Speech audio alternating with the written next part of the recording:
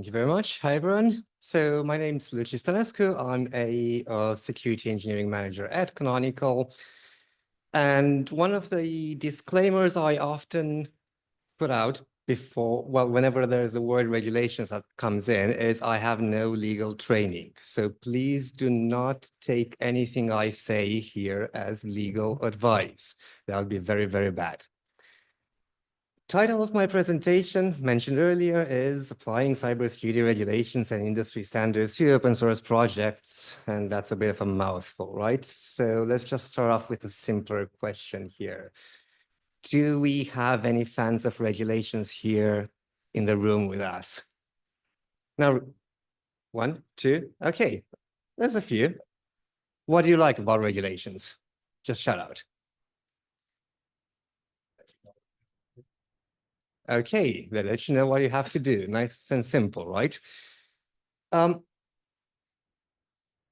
a fairly nuanced person, so I'm going to tell you what I'm not a big fan of instead. I'm not a big fan of regulations being treated as tick box exercises, right?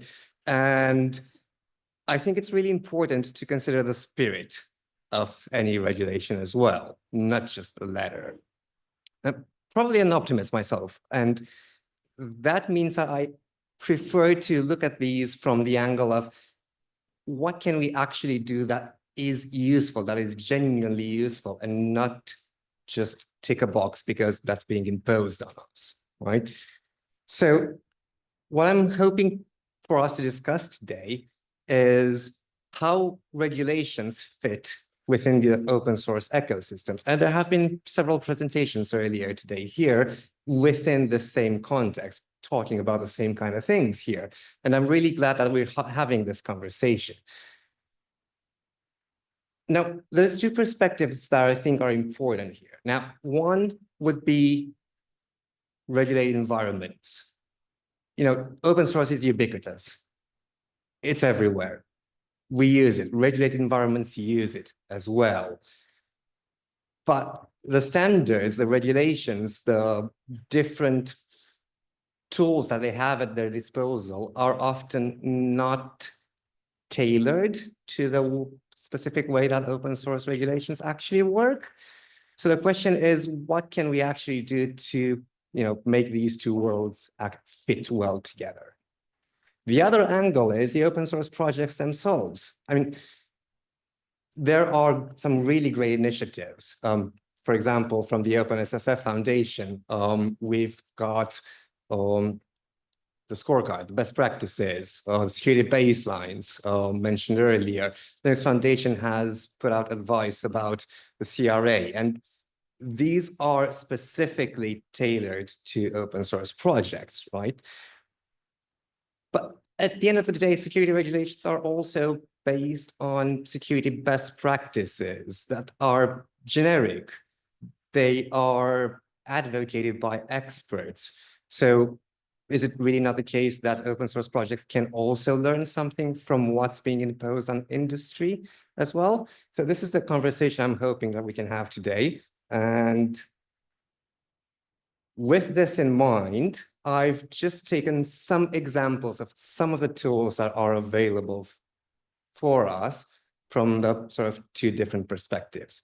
So one is the British National Cybersecurity Center's Vendor Security Assessment. And the other one is the American Vendor Supply Chain Risk Management Template. These are questionnaires, basically.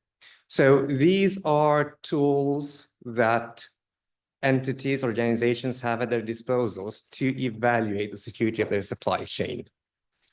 They contain criteria, and we'll have a quick look at them in a moment.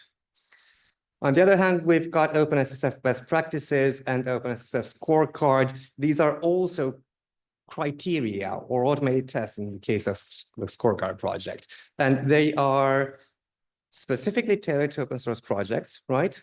But they also are based at the same kind of security best practices that the industry experts as a whole advocate anyway. So can we fit these together?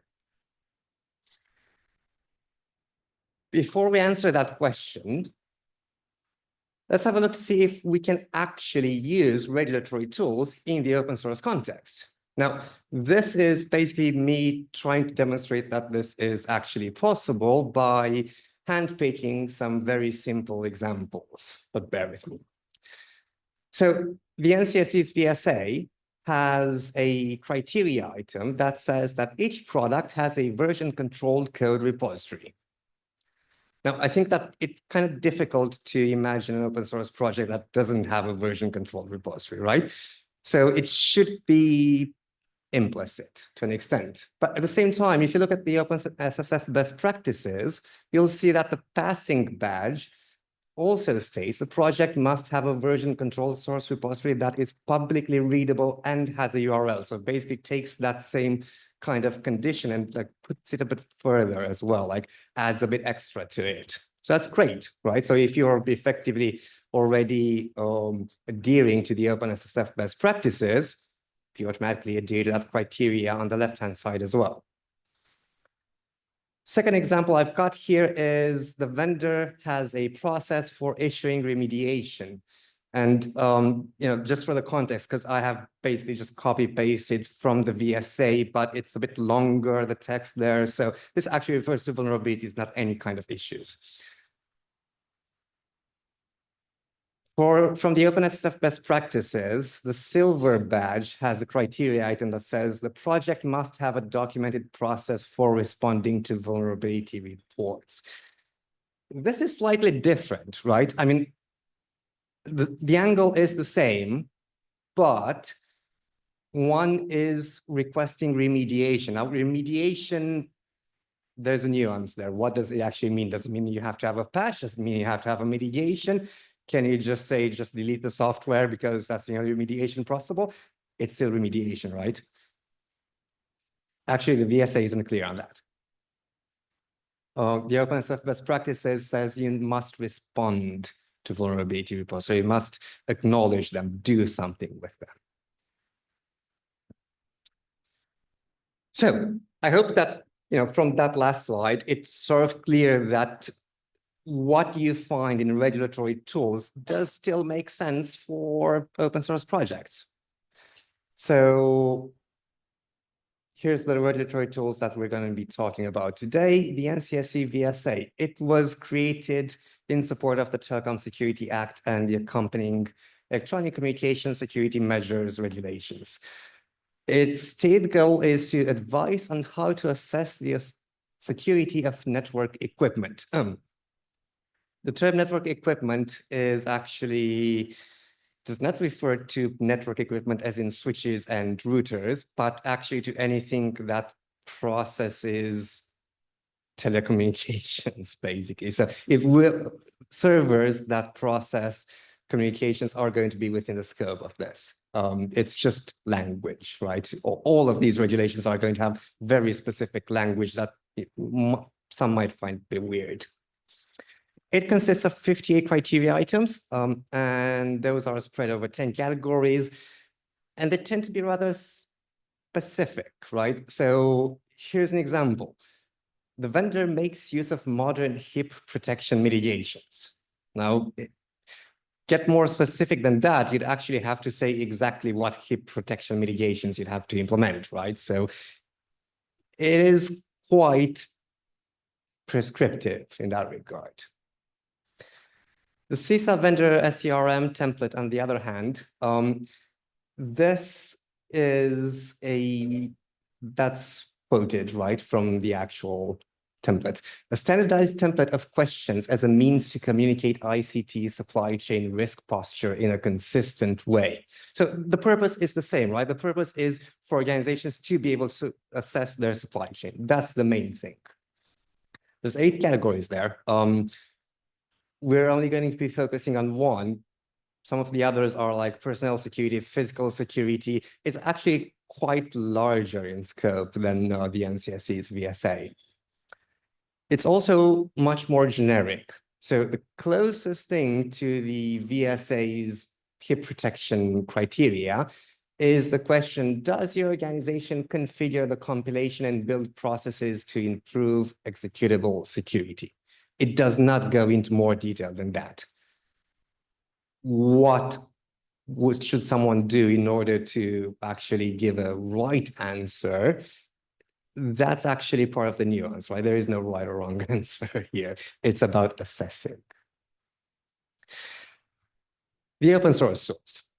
OpenSSF best practices. This is a program that aims to promote security best practices across the ecosystem. And it also has criteria, right? 143 of them. These are spread over 3 tiers. They're badges. So there's passing, silver, and gold badges. And they sort of build on top of each other. You have to fulfill all the criteria for the passing badge before you even consider the silver badge. So projects self-certify for these. There are some automated tests as well that'll sort of pre-fill the questionnaire. But it's generally about projects self-certifying based on those criteria. They have to, document some evidence of what they do for that. Makes people think about what you're doing to actually cover those security best practices. The OpenSSF scorecard, on the other hand, is a set of automated tests. So its aim is to allow people to make informed decisions about a project, right? And it's great for dependency management, right? If you're using an open source project, you can run these tests and they give you a score, but it's not the score itself that's relevant. It's you understanding what that score is composed of. And you could consider some criteria to be more important, so you can customize a bit as well. And obviously, it's also based on security best practices. Everything that we're talking about today is. So first perspective, remember, 2 perspectives, one from the regulated environments point of view, the other from the open source project's point of view. Can we combine that? If you're using open source software, you can't exactly go to your open source project and say, hey, could you please fill in this questionnaire for me? It's not going to happen. And if you're in, different, if you're in different countries, you're going to have to conform to different regulations, and there's different guidelines about what kind of questions you're supposed to ask your supply chain, and nobody's going to do that. But if you're not doing that, and you are nevertheless assessing part of your supply chain using these guidelines, it means it leads to an inconsistency into how you're treating different parts of your supply chain. And this makes it really hard to actually consider risk, compare risk. This is not the solution.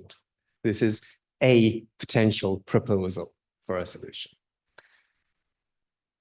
Step 1, we can actually take any regulatory tools or standards and map them to open source software tools. And I've learned today from Chrome that there's that crosswalk matrix. I can't remember the name, wrote it down.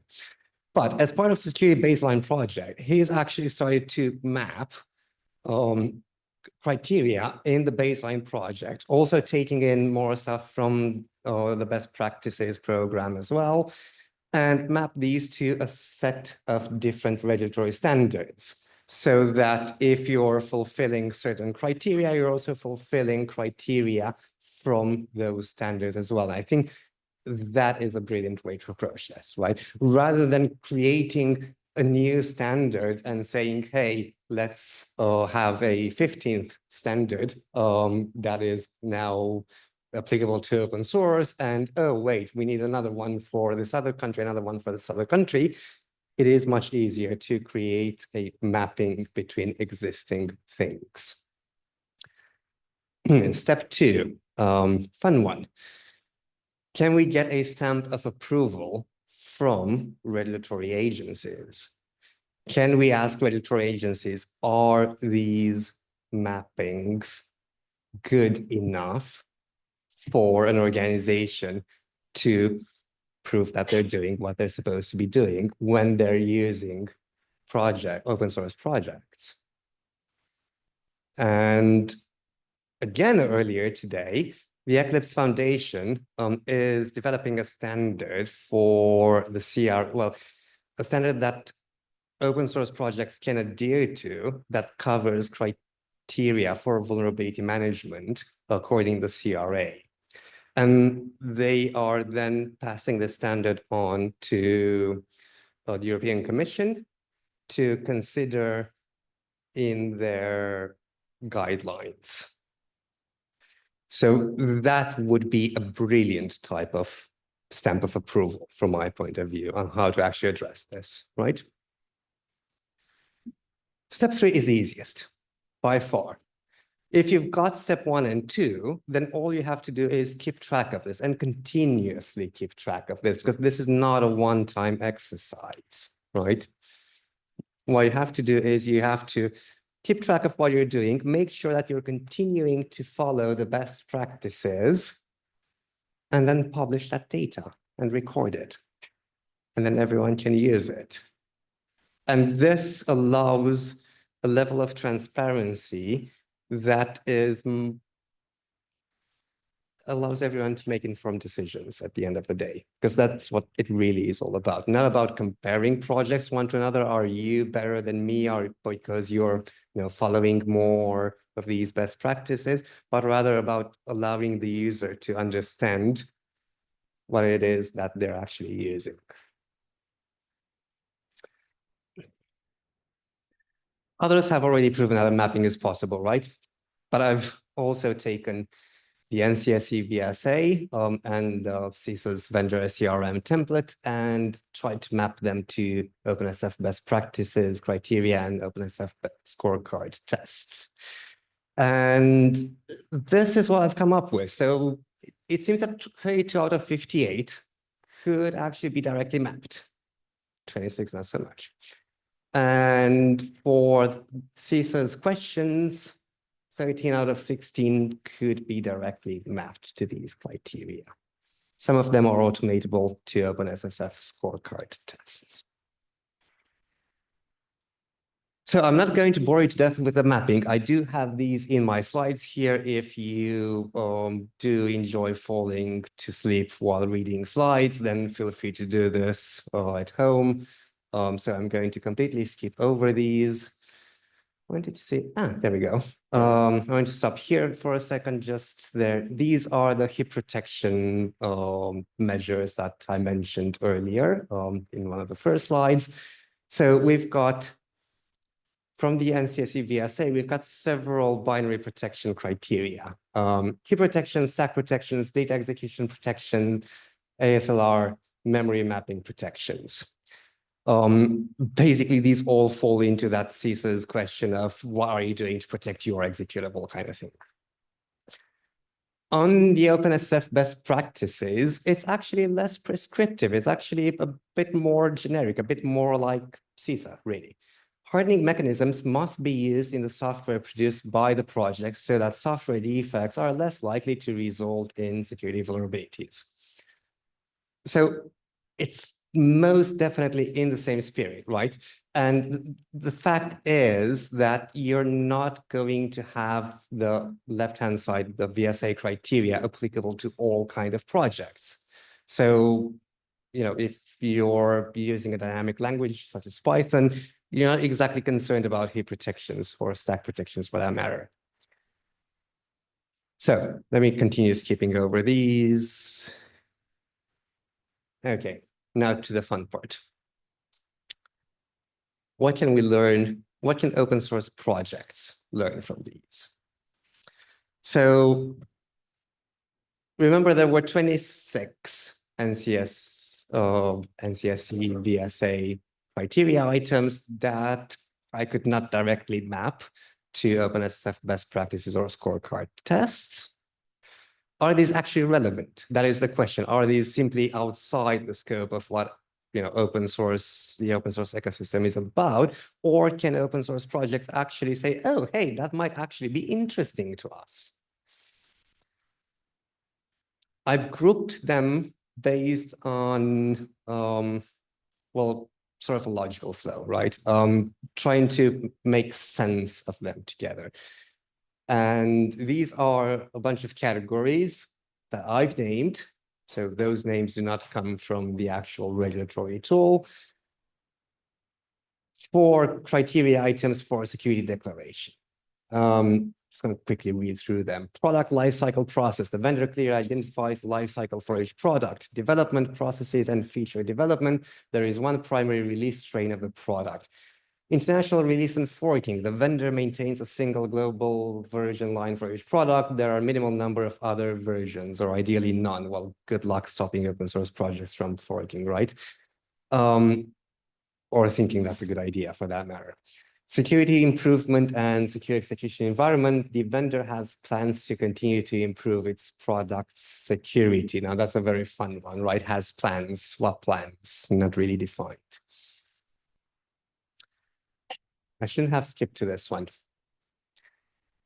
This is my illustration of the fact that some of these are really applicable to open source projects, right? I mean, life cycle, communicating your life cycle to your users is important, whichever that is. This is a screenshot from Python's website about its release lifecycle. So how long each release is supported for, how long it receives security updates for.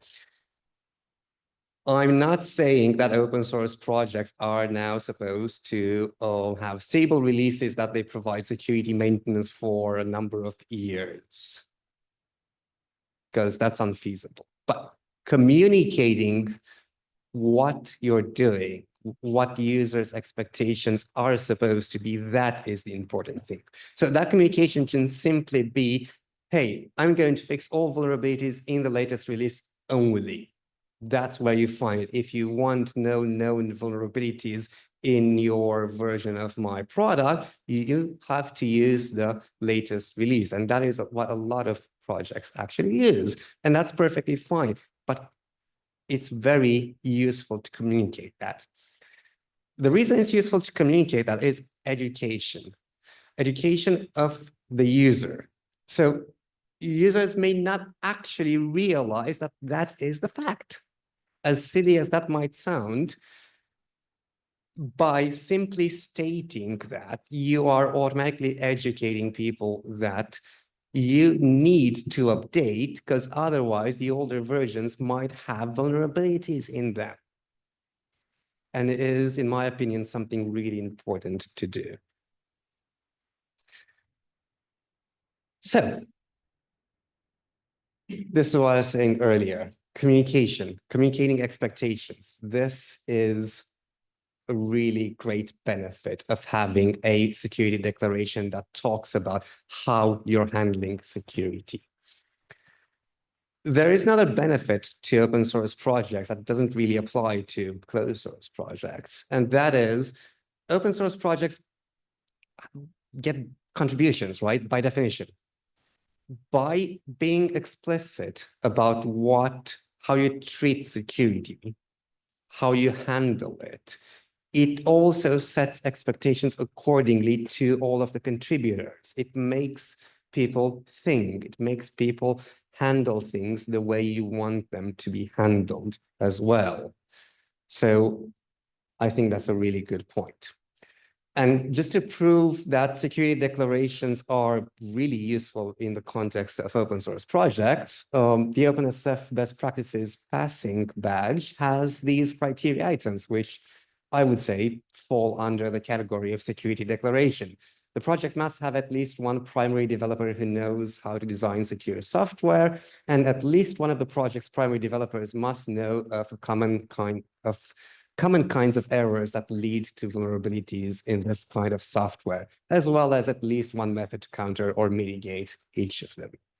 So it is a security declaration, right? Saying that you'll be doing that is a security declaration. The other ones are also security declarations, talking about, I don't want to have multiple release trains because that means handling vulnerabilities is going to be more difficult, is also about having a security declaration, or I want to have just these release traits because it makes sense for my project. That's also fine. Next one, code quality. Unsafe functions. So again, these are from the NCSE VSA. There are no unsafe functions used within the vendor's release code. Redundant and duplicate code. The vendor's source tree is maintained to a level that there is a limited redundant or duplicate code. The vendor's source tree is maintained. No code complexity is minimized. And there are nice comments throughout it, like pretty much what every developer wants, right? So, I mean, it should come as no surprise. The interesting thing is when I search, well, does code complexity is it actually relevant to security? I've found some interesting papers. I've linked to one of them there that seems to correlate code complexity with the number of vulnerabilities. Now, it makes intuitive sense, right? The more complex your code base is, the easier it is for things to slip through, the easier it is to not quite understand the way something, some part, some component interacts with another component in a different part of your code base, and that can lead to vulnerabilities. So code complexity, bad. A benefit to open source projects, again, thinking about contributors, is, well, code quality means that people are more likely to contribute to your project, right? Because it is obviously much harder if your code is complex or if your code is hard to read or it doesn't have comments. It's not going to encourage people to contribute to it. And I do actually love that criteria. Do not use any unsafe functions. It doesn't actually say what unsafe functions are. But you know, think of the term unsafe function, like don't use them. But it's actually important to define what is an unsafe function. I don't think there is actually a clear standard of that. And by that, I mean, you will find documentation that says, oh, do not use this function, or this function is not safe, or this function should not be used from a, I don't know, this function is async signal safe, this function isn't, or do not use eval in Python. But do you have these grouped together to actually offer guidance to developers? I haven't actually found this kind of material, if you like. So here's my answer to what an unsafe function is. That's a very short Python script. It simply runs eval on the first argument given to it. And that's the output of the Bandit tool. So if you don't know what the Bandit tool is it's a static code analysis tool for Python, and it specifically aimed at security, has a bunch of criteria, and all of these are then reported. And one of the criteria items is a blacklist of, that's exactly what it's called, B307 blacklist, use of possibly insecure function. As you can see, the eval function is picked up by it. So this is an example of a tool that has its own list of what unsafe functions are. I wouldn't be surprised if this list is not necessarily the same list that another SCA tool has. All right, moving on. Segregation of development environment. Development environment is segregated from corporate network and protected from the internet. And testing rigor, developers cannot modify the build environment to hide or disregard build issues. So what do you reckon? Does this apply to open source projects? Yes, no, any thoughts? Everyone fell asleep. Too much legislation. Was the corporate network, right? I mean, the wording just does not apply. But look behind the words, right? And look at the spirit of it. I would say this is looking at list privilege, which I think, well, I hope we can all agree is one of the most important principles in security. And this is increasingly important considering that there are supply chain attacks on open source projects happening and happening more frequently than before. An open source project can be targeted because of two reasons, or two angles, if you like. One, it could be affected as part of its own supply chain. So we've recently had a rise in GitHub actions being abused to do just that. So this is not a reflection on GitHub actions, but they are part of the supply chain of projects, and projects need to realize that using different tools result in risk. Educating projects about what they are and how these are supposed to be configured in a way that that risk is reduced is part of, well, good practices, if you ask me.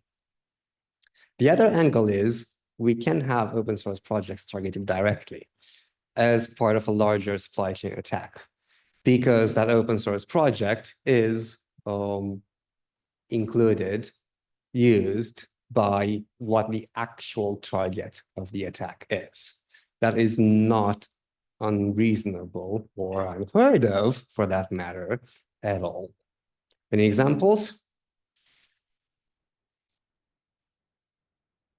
I think the most prominent one was XZ from last year, but okay. Now, from a corporate point of view, when you're working with intellectual property that's confidential, I said confidential. Confidentiality is obviously the big thing. When you're working with open source, confidentiality of your code base is not a concern, but integrity is. It is still something to consider. So my point is that those criteria items that we've seen we've seen before can be interpreted from the point of view of protecting code integrity. So bear with me here. Security best practices. We only have a couple more to go, actually. There's not that many. Everyone bored? No? Okay.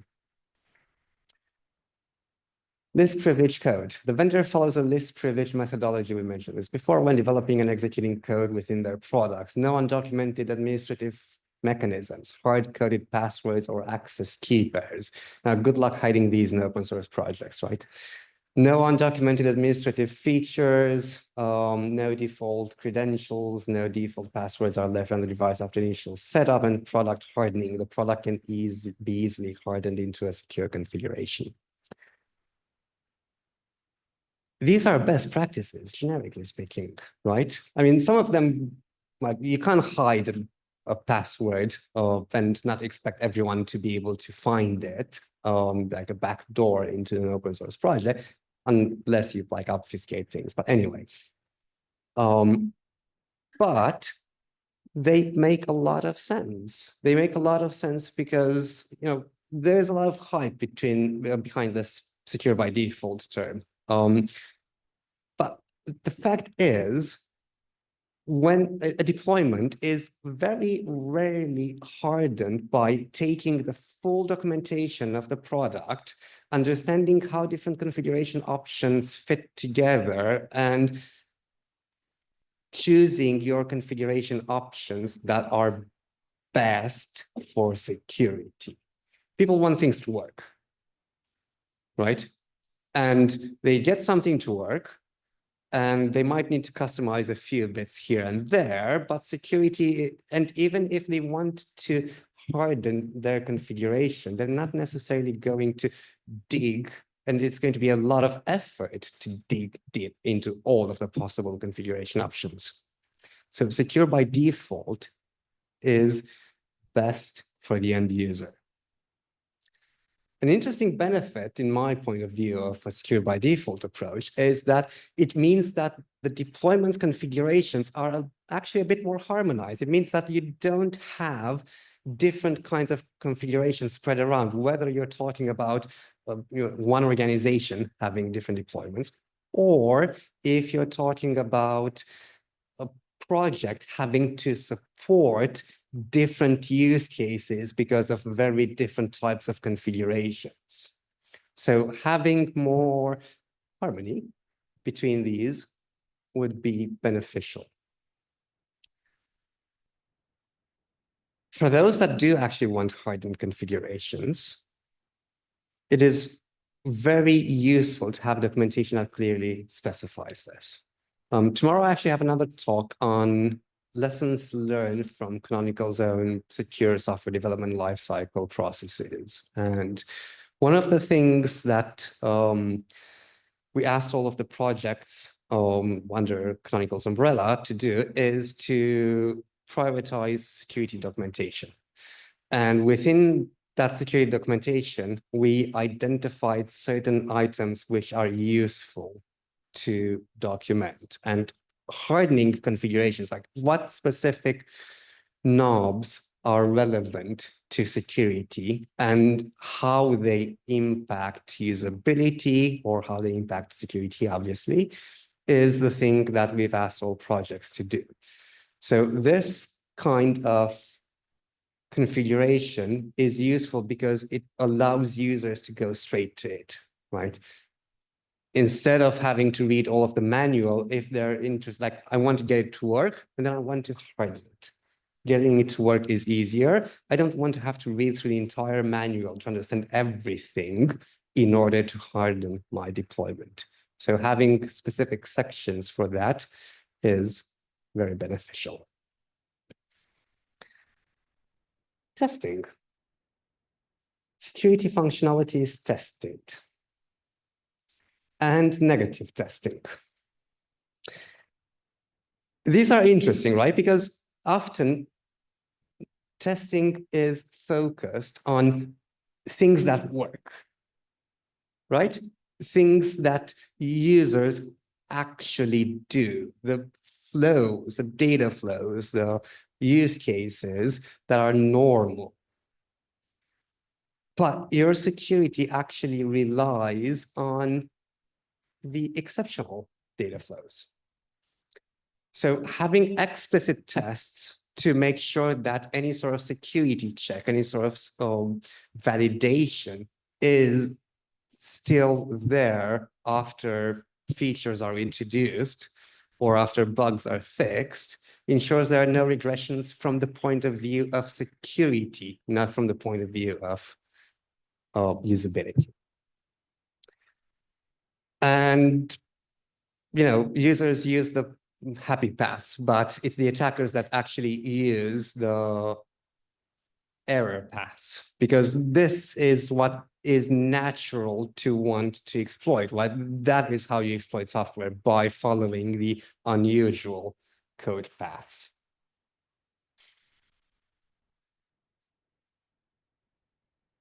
Vulnerability response. Issue comprehension. For issues, the vendor identifies the root cause analysis. And issue transparency. The vendor is transparent about their patching of security issues.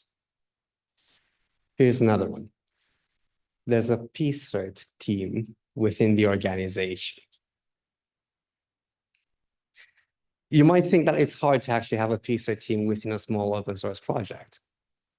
But it's, again, it's not about letter here. It's about having a set of processes that make sense and that are coherent and that are reproducible and that allow people to not run around like headless chicken whenever there's a huge vulnerability being reported to them, not knowing how to handle it. The fact is, open source, from my experience, open source projects care deeply about security. So they will be affected when there is a serious vulnerability reported, and they will want to get it fixed. But we need to shift the way vulnerabilities are handled from being an exceptional thing that makes people panic to being business as usual. because it is business as usual, because vulnerabilities exist. It's just a fact, unfortunately. And we don't have to treat them as failures, just as consequences of technology, right? The root cause thing is, I hope, pretty obvious in the open source case. If you don't address the root cause and you come with a patch, and that patch clearly references a vulnerability, and it doesn't address the root cause, it's going to take minutes before it's being picked up and the root cause is exploited again. So sure, maybe closed source projects have it easy because they can actually get away with not handling the root cause. Open source projects, not so much.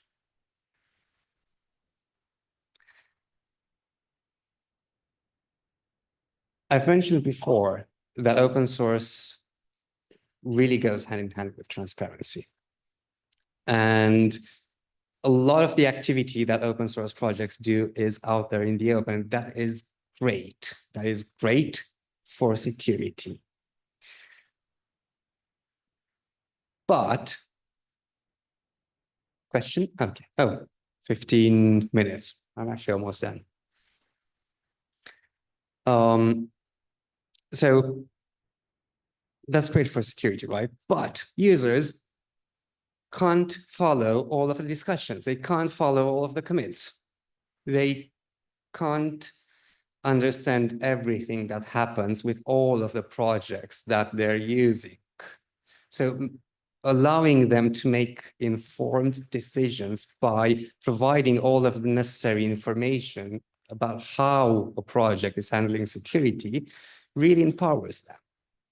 And I think this really is very much aligned with the ethos of open source. So this was the last category. These were actually all of the remaining criteria that aren't covered. Actually, no, I'm lying. There were about 3 or 4 which pretty much refer to firmware and secure boot and stuff like that, which I completely skipped. I thought it were relevant, and I did not want to bore you to death with those as well. But these are the actual remaining ones. I haven't covered the CISA vendor CRM template, and I'm not going to go through the same kind of exercise with CISA's questions as well, but I'm going to ask this. Do these actually sound familiar? Does your organization reuse existing well-secured software and hardware components when feasible instead of duplicating functionality? Does your organization maintain and manage a product security incident reporting and response program? And does your organization analyze vulnerabilities to identify root cause? These are 3 of the 16 questions under category 3 of the CISA vendor CRM template. They are based on security best practices, right? The same collective body of knowledge of security experts throughout the world is used to create all of these standards. There are going to be nuanced differences. There are going to be people that focus more on one aspect than the other. But overall, you are going to find a lot of similarity between them.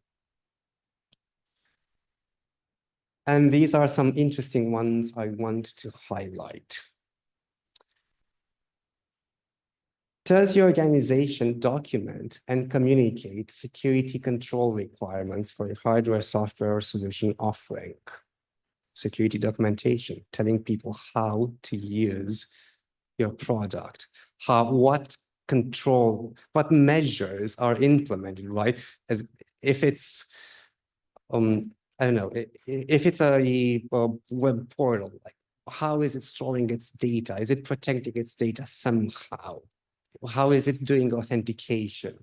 How is it doing authorization? How is it validating data? This kind of documentation allows users to understand how a product works. Does your organization verify that third-party software provides required security requirements or controls? Dependency management. We have a huge amount of open source software out there, and that is absolutely brilliant, but it is not all maintained at the same level. If you want to rely on something else, you need to understand how that's something, what kind of maintenance that something else is being offered. And it's not a mandate, right? So you can't impose maintainers to do work. Question is, you still need to rely on your dependencies. So you need to evaluate how good it is, what impact it would have for you to have a dependency for each dependency. And having a unifying framework and the open source tools that exist, that are being built, allow people to do that. Using them means that you can also understand what your dependencies are like. Last one, does your organization configure offerings to implement secure settings by default? I just wanted to add this here because, well, I talked about secure by default earlier a fair bit. Everyone cares about it. It's not just hype. It does make sense. So here are my key takeaways from today. Regulations, they are not imposed on open source projects. Don't get me wrong. What I was trying to say today is not that we should have regulations created for open source projects, but whether we can use regulations in the context of open source projects. I'm not saying that maintainers should have regulatory obligations. The use of open source projects, like I said, is ubiquitous. And even highly regulated environments use it. So we can actually encourage these organizations to use open source by communicating, right? By communicating expectations, by allowing them to assess, by speaking the same language. And the last takeaway is that regulations, because they're based on common best practices that make sense for everyone, open source projects can look at them as well and can learn something and can have interesting takeaways that they can apply in their own context. So that's it for me. Thank you very much.